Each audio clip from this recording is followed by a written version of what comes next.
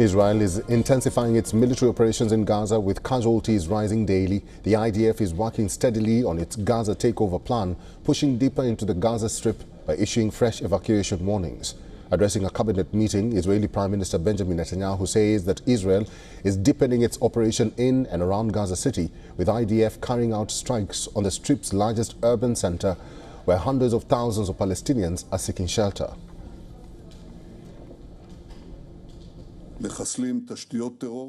We are destroying terror infrastructures, we are destroying incriminated terror towers, and we have set up another humanitarian area to allow the civilian population in Gaza to leave for a safe place and receive humanitarian aid there. About 100,000 people have left Gaza so far. Hamas is trying to do everything so they won't leave, so they would stay there and act as a human shield for it. The IDF has called on the residents in multiple neighborhoods to immediately evacuate and move southwards designated humanitarian zones near Khan Yunis, especially the Al-Mawasi area. Gaza City is a major urban center within the Gaza Strip and has historically been densely populated, with about 1 million residents living there before the war started. Reports suggest the Israeli military has issued more than 65 large-scale evacuation orders till now, affecting roughly 80% of Gaza's territory at various points. These evacuation directives began immediately after the Hamas attack in 2023. By mid-2024, evacuation orders had affected approximately 83% of Gaza's territory, with residents repeatedly pushed from one designated safe zone to another. These evacuation orders persisted regularly into this year, with major mass displacements taking place in June, July and August.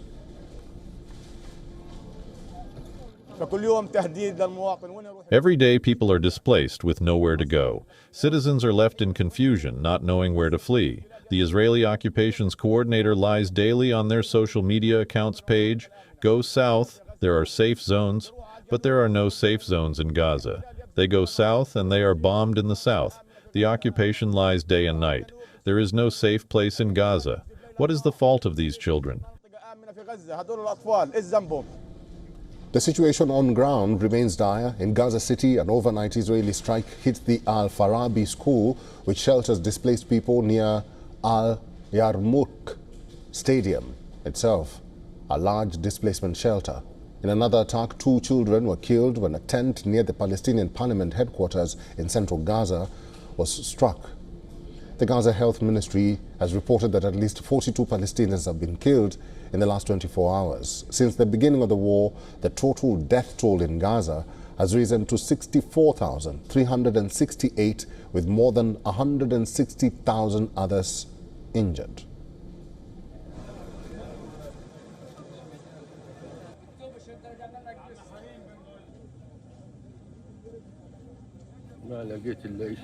We were sleeping normally. Then I found something falling on me at 2 a.m. Blocks, rocks and rubble. I pulled my children from below the rubble. This child here, I struggled to pull her out. All these children were crammed over each other.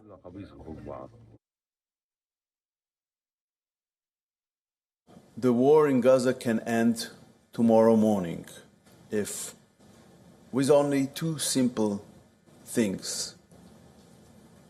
The return of our hostages. We still have 48 hostages that were kidnapped from their homes on October 7th in Gaza Strip, and with Hamas laying down its arms.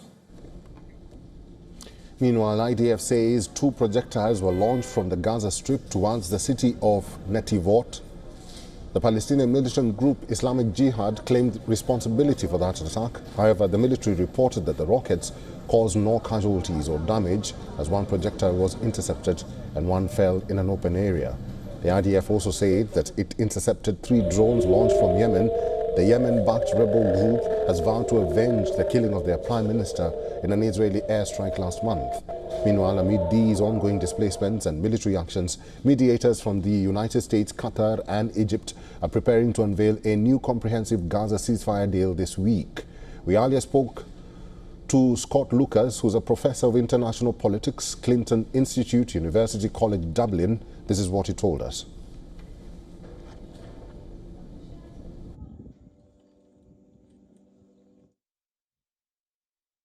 Israel, or rather the Netanyahu government, will not accept a ceasefire of any kind. They want the complete surrender of Hamas. They want the expulsion of Hamas from Gaza. They want, in fact, the Israeli plans have been out for months to turn Gaza into a long-term area of military occupation. 4 Israeli military zones with Palestinians crammed into 3 areas between them. To achieve that, just as they almost razed Rafah, which is in southern Gaza, to the ground, which once had 1.4 million people displaced by the mass killing. Now they are talking about leveling Gaza City. You have the images on your screens. You know that 2 high-rises were blown up by the Israelis in a very symbolic and deadly move in the past 48 hours.